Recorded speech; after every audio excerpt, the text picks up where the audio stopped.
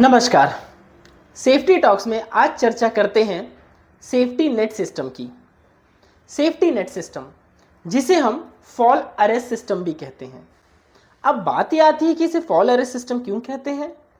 Fall arrest system इसलिए क्योंकि safety net इंसान को या मटेरियल को गिरने से बचाता नहीं है।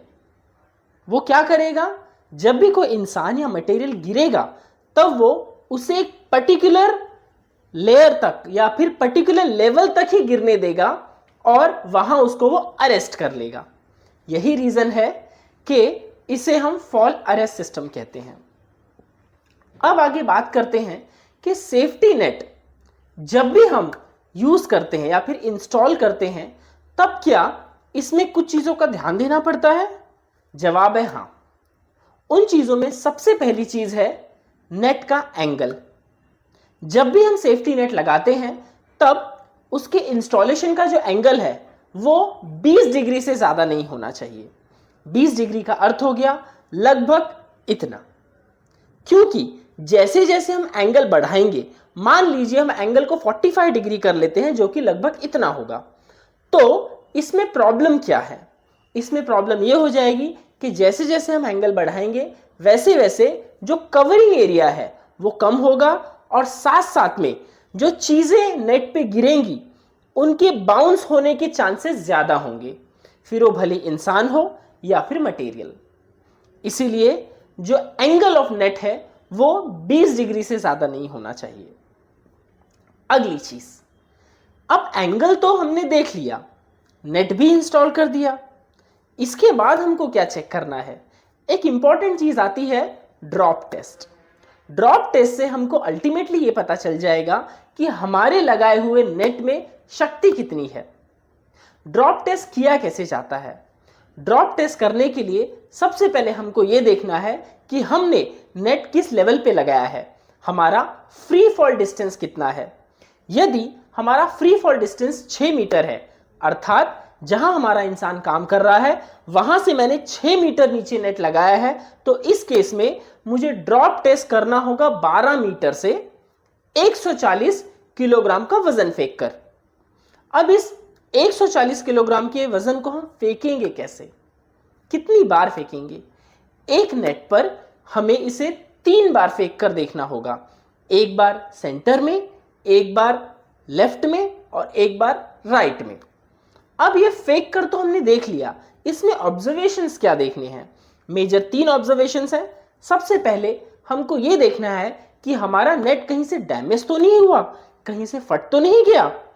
दूसरी चीज जो हमको देखनी है वो ये कि हमने जिस भी मेथोडोलॉजी से नेट लगाया है, क्या वो हमारे जो भी वस्तु हमने इस्तेमाल की है, जो टेक्नोलॉजी हमने इस्तेमाल की है, क्या वो टेक्नोलॉजी या फिर वो मेथड में डिफ्लेक्शन तो नहीं आ गया। तीसरी चीज जो सबसे इंपॉर्टेंट है वो हमको देखना है सैगिंग, यानी कि झुकाव। जब भी हम उसके ऊपर वजन फेंकेंगे तब नेट में कुछ सैगिंग आ जाएगी और वो सैगिंग 2 मीटर से ऊपर नहीं होनी चाहिए।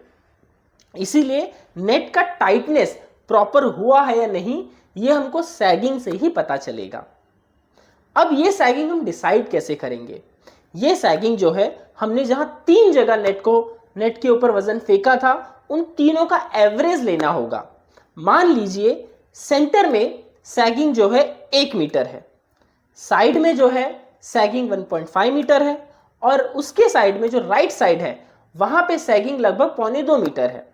तो इन तीनों का हम एवरेज निकालेंगे और तब हम डिसाइड करेंगे कि इसकी जो सैगिंग है वो 2 मीटर से ऊपर नहीं जा रही है या फिर जा रही है।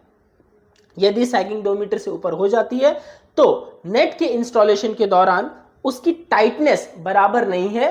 इस कंक्लूजन पे हम आते हैं। अगली चीज है नेट का मेंटेनेंस। बहुत बार यह होता है कि कंस्ट्रक्शन साइट पर जब भी हम नेट इस्तेमाल करते हैं, नेट इंस्टॉल करते हैं, तब उसके ऊपर कंक्रीट जैसे पदार्थ गिरते रहते हैं, स्पेशली जब कंक्रीट एक्टिविटी होती है, और इसकी वजह से नेट का करोजन शुरू हो जाता है और नेट खराब होना शुरू हो जाता है। तो इस सिचुएशन को क्या हम हल कर सकते हैं।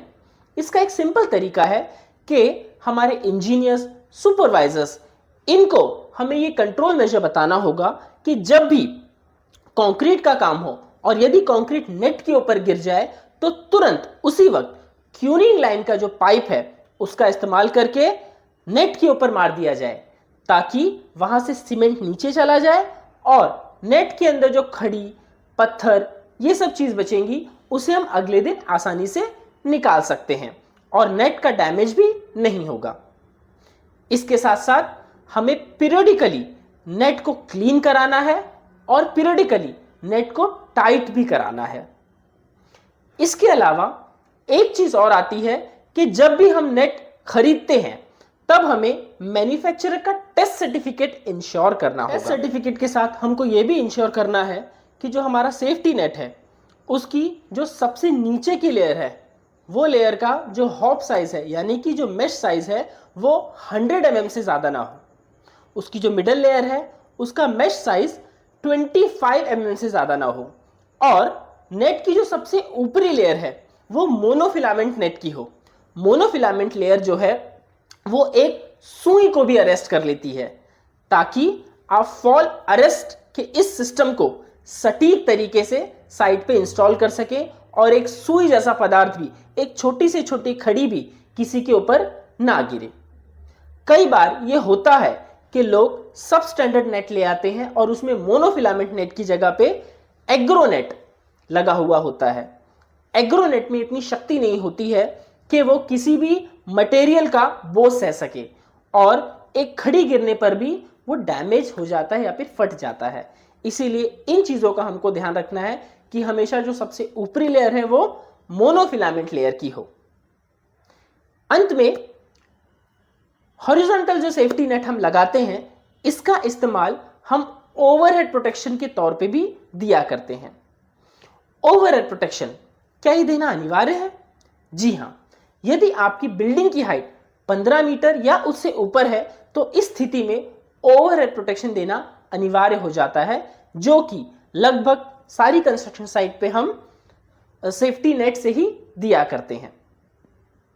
यदि इसके अलावा आपके कोई भी डाउट है तो प्लीज पूछिए, सेफ्टी टॉक्स आपके सारे सवालों के जवाब देगा। धन्यवाद।